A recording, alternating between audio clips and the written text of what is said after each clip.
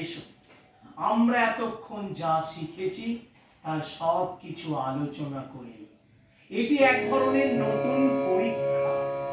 অনুগ্রহ করে আমাদের শুভেচ্ছা গ্রহণ করুন মুনিবর। সর্বদা সৃষ্টিশীল থেকো। তা মুনিরা, তোমাদের এখানে আসার আসল উদ্দেশ্যটা কি বলো দেখি? হে মুনিবর, আপনি নাট্যশাস্ত্র রচনা করার পর থেকে আমাদের হৃদয়ে নানান ধরনের প্রশ্ন জাগছে। আমরা তার উত্তর জানার জন্য আপনার কাছে এসেছি। বাহ, প্রশ্ন করো, কোন রকম দ্বিধা করো না। গুরুদেব, নাটকের উৎপত্তি কিভাবে হলো আর এর উদ্দেশ্যই বা কি? বাহ, অপূর্ব প্রশ্ন করেছো। এই প্রশ্ন কেবল নাটকের জন্য নয়, এই প্রশ্ন জীবনের জন্য। ত্রেতা যুগে মানুষ লোভ এবং কামের বশবর্তী হয়ে ক্রমশ অধার্মিক হয়ে পড়ছিল। তখন দেবরাজ ইন্দ্র ব্রহ্মাদেবের কাছে অনুরোধ করলেন এমন একটি মাধ্যমের জন্য যে মাধ্যমে দেখা এবং শোনা দুই যাবে, যার মাধ্যমে ধর্ম এবং মোক্ষের পথে মানুষ ফিরে আসতে পারে। কিন্তু গুরুদেব, বেদ সমস্ত জ্ঞানের ভান্ডার, আর এই জগতের সমস্ত শক্তির উৎস হচ্ছে এই বেদ। তাহলে এই নতুন বেদের সৃষ্টি কেন গুরুদেব? তা মানুষের কাছে সহজলভ্য করে তোলার জন্য। নাটক হচ্ছে এমন একটি মাধ্যম যা মানুষকে শিক্ষা এবং ধর্মের পথে পরিচালিত করতে পারে। সেই উদ্দেশ্য সাধনের জন্যই স্বয়ং ব্রহ্মাদেব 4টি বেদকে মিশ্রিত করে তৈরি করেছিলেন নাট্যশাস্ত্র। 4টি বেদের উপাদান সে কে গুরুদেব?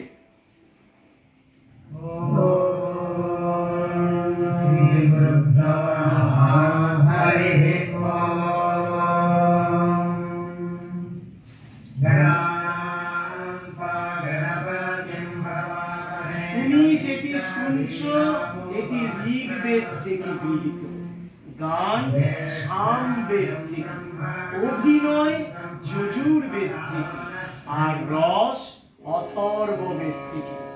এই 4টি বেদের সংমিশ্রণে তৈরি হয়েছিল নাট্যশাস্ত্র।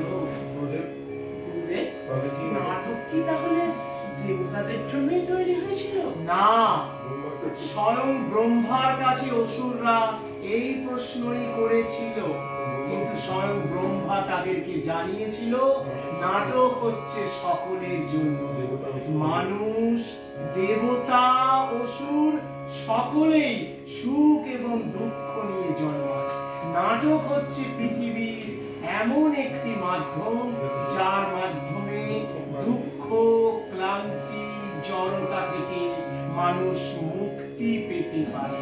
পৃথিবীতে এমন কোনো জ্ঞান নেই, এমন কোনো শিক্ষা নেই, এমন কোনো কর্ম নেই যা নাটকে নেই। অসাধারণ! সমস্ত সৃষ্টির অন্তর্ভুক্ত, ধর্মনিরপেক্ষ, অতিপ্রাকৃত এবং বহুধর্মী, সব মানবের প্রতিনিধিত্বের শিল্প মাত্র। মীরা, সেই জন্যই নাটককে আমরা সকল শিল্পের সমৃদ্ধি এবং সকল শিল্পের সমষ্টি বলতে পারি। মুনিবর, নাটক একটি চমৎকার শিল্প।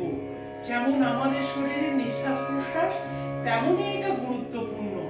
তাহলে আমাদের সমাজে কেন এটাকে অবিবেচিত করা হয়? আমরা শিল্পী, নীতি নির্ধারক নই।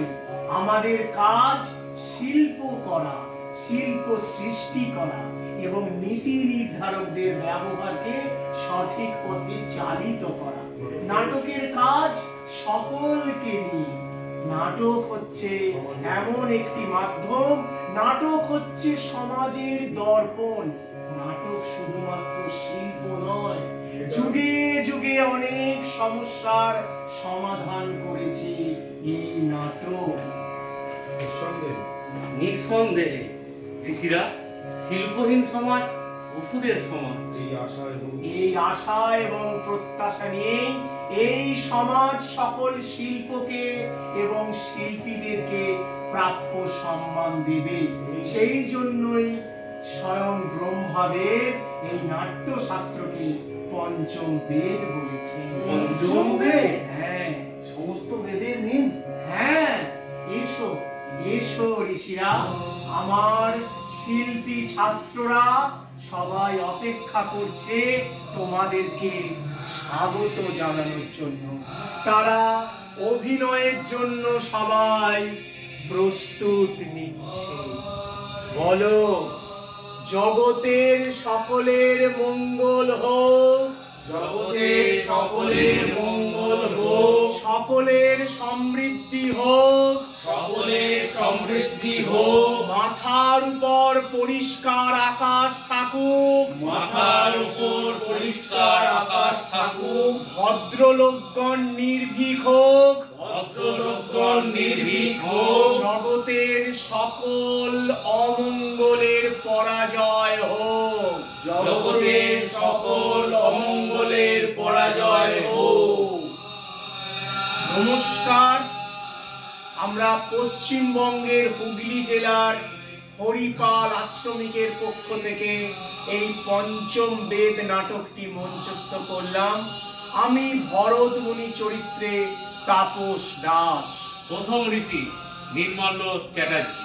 আমি দ্বিতীয় ঋষি অরুণাংশু চট্টোপাধ্যায়। তৃতীয় ঋষি চিন্ময় চক্রবর্তী। নমস্কার। নমস্কার।